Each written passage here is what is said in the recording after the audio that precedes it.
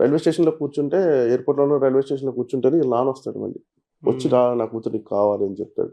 So అందుకనే ఆ పేరు గౌతమ్ అని పెట్టారని చెప్పాడు.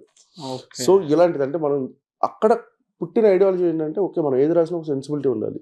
అది నిజమో కాదో ఆడిని తెలియవచ్చు. బట్ మనకు ఉండాలి అనేది ఒక థాట్ ప్రాసెస్. బొమ్మరిల్లు భాస్కర్ గారి సినిమాల్లో చాలా ఉంటాయి.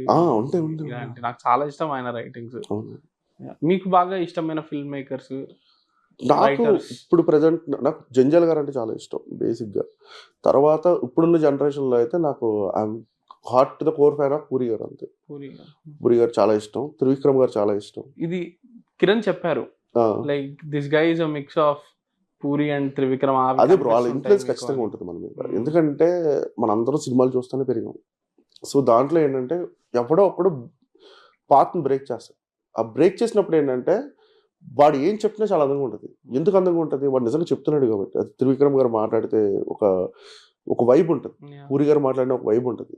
వాళ్ళు కల్టివేట్ చేసుకున్నారు. ఎలాగా పుస్తకాలు చదివో లేకపోతే వాళ్ళ నాలెడ్జ్, ఎడ్యుకేషన్ ఎవ్రీథింగ్. సో వాళ్ళకి అట్లీస్ట్ మనం కొంచెమైనా ఒక 10% అయినా మీట్ అవ్వగలిగితే బెటర్ అంతే.